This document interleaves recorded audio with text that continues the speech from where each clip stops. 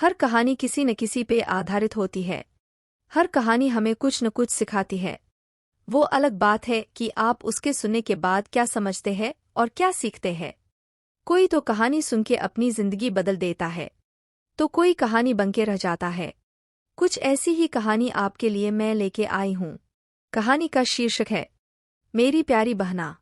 एक परिवार में दो भाई और दो बहनें होती है। दोनों भाई अपनी बहनों से बहुत प्यार करते हैं। एक भाई का नाम रमेश और एक का हीरा होता था। दोनों भाई अपनी बहनों से बेइंतहा प्यार करते हैं। उनको यदि जरा सी भी खरोच भी आ जाती तो दोनों भाई पूरा आसमान सर पे उठा लेते, मानो कि बहनों पे कोई पहाड़ टूट पड़ा हो। एक दिन कुछ ऐसी ही घटना घटित होती है। उसकी छोटी बहन एक मुसीबत में पड़ जाती है। एक दिन दोनों भाई अपने अपने काम पर गए हुए थे। छोटी बहन उनके जाने के बाद सारा काम खत्म करके नहाने जा रही थी। वो नहाने के लिए अपने कपड़े अलमारी से ढूंढने लगती है। तभी उसको एक प्यारी सी तस्वीर मिलती है। उस तस्वीर में एक छोटी सी बच्ची की तस्वीर होती है। वो बच्ची इतनी क्यूट लगती है कि वो उसे बार बार चूमती और फिर सीने से लगाती, फिर चूमती, फिर सीने से लगाती। ऐसा लग रहा था मानो इस तस्वीर से उसका कोई पुराना रिश्ता हो। वो उस तस्वीर में ऐसी खो गई थी कि जैसे लग रहा था अब उसे किसी की जरूरत न हो और वो हर काम से फुर्सत हो गई हो। तभी उसकी बड़ी बहन आवाज देने लगती है कि गुनगुन, तुमने नहा लिया क्या? लेकिन गुनगुन को कुछ सुनाई ही नहीं दे रहा था। वो तस्वीर में इस तरीके से खो ही गई थी कि उसे कुछ होश न था। उसकी बड़ी बहन उसे आवाज देते देते उसके कमरे में आ जाती है। वो देखती है कि गुनगुन के हाथ में एक तस्वीर है और वो उसे ही देख के मुस्कुरा रही थी। वो उसके नजदीक जाती और तस्वीर को उसके हाथ से खींच लेती है। कहती है, क्या गुनगुन, कब से आवाज दे रही हूँ, एक जवाब तो दे देती, मैं ही नहा लेती। वो कहती है, अरे दी, ये बता ये कौन है, पहले मुझे इसके बारे में बता। वो तस्वीर देख के सन रह जाती है। वो एकदम से सकपका जाती है। कहती, पहले तू नहा के आ, फिर मैं बता दूंगी। वो कहती है, ठीक है। वो नहाने चली जाती है। जैसे ही गुनगुन नहाने जाती है, वो तस्वीर को छुपाने के लिए जगह ढूंढने लगती है। वो तस्वीर जैसे ही छुपाने जाती है कि उसे एक अजीब सी आवाज सुनाई देती है। कहाँ छुपा रही है और कहाँ तक छुपाएगी? वो कमरे के चारों तरफ देखने लगती है। वो डर से कमरे से बाहर भागने लगती है। तभी फिर से आवाज आती है, कहाँ जा रही है? एक बार मेरी तरफ तो मुड़ के देख। वो पूरा पसीने से लथपथ हो जाती है और अपनी बहन की तरफ भागने लगती है।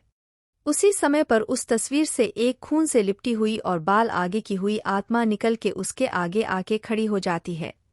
वो उसे देख बेहोश हो जाती है।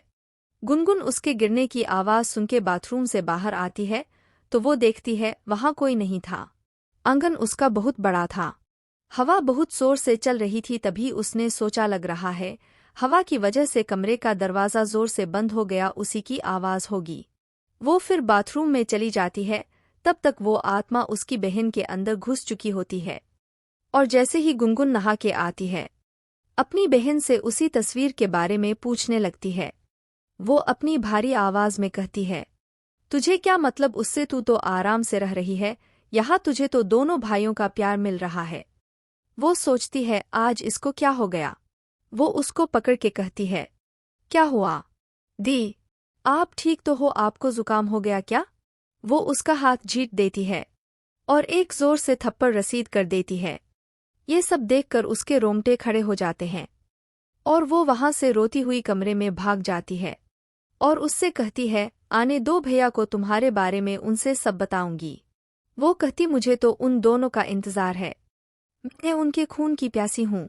वो ये सब सुन के उस तस्वीर को खोजने के लिए भाग पड़ती है, क्योंकि उसे एहसास हो गया था कि उस तस्वीर की वजह से ही ये सब गड़बड़ है। जैसे ही वो कमरे की तरफ कदम बढ़ाती है, देखती है कि उसकी बहन उस गेट पे पहले से ही खड़ी है। वो यह सब देख अपने हाथों को जोड़ के अपनी कांपती हुई आवाज में, मुझे माफ कर दो प्लीज, मुझे माफ कर दो, यह कहकर उन्हीं कदमों से वापस होने लगती है। तभी खून से लथपथ लंबे नाखूनों वाले हाथ उसका गला पकड़ लेते हैं। वो उसके हाथ देखकर वहीं पर बेहोश हो जाती है। अब वो आत्मा गुनगुन को भी अपने वश में कर लेती है। अब दोनों बस एक जिंदा लाश बन चुकी थी। शाम होते ही उनके भाई काम से वापस आ जाते हैं। उनकी आदत थी, जब भी वो घर पर काम से वापस आते थे, अपनी बहनों के लिए कुछ न कुछ जरूर लाते थे। आज भी वो समोसे और जलेबी लेके आए थे और हमेशा की तरह अपनी बहन को आवाज लगा के कहते हैं, ओ प्यारी बहना, देखो मैं तुम लोगों के लिए क्या लाया हूँ। जल्दी से अच्छी सी चाय बना लो, फिर हम सब बैठ के साथ में खाएंगे। इतना कह के दोनों फ्रेश होने चले जाते हैं। तभी पीछे से दोनों को, एक को गुनगुन और एक को बड़ी बहन पकड़ लेती है और खींच के वहां पर ले जाती है जहां पर उनके भाइयों ने अपनी बहन के लवर को मार दिया था। क्योंकि वो अपनी बहन को बहुत प्यार करते थे, उन्हें एक चीज से ही डर लगता था कि कहीं वो अपने लवर के साथ उन्हें छोड़ के न चली जाए। इसलिए उन दोनों ने मिल के अपनी सबसे बड़ी बहन के लवर को मार दिया था। लवर के सदमे से उसकी बहन ने भी आत्महत्या कर ली थी। तब से उसकी आत्मा उस तस्वीर में आके बस गई थी। वो दौड़ के एक तांत्रिक के पास जाते हैं और उसे पूरी स्टोरी समझाते हैं। तो वो कहता है, ठीक है, मैं सब ठीक कर दूंगा, तुम लोग चिंता मत करो। तांत्रिक घर आता है और दोनों बहनों के शरीर से आत्मा निकलकर उस तस्वीर में वापस डाल देता है और दोनों भाइयों से कहता है, यदि तुम्हें इससे निजात पाना है तो इस तस्वीर को जला के गंगा में प्रवाह करना होगा।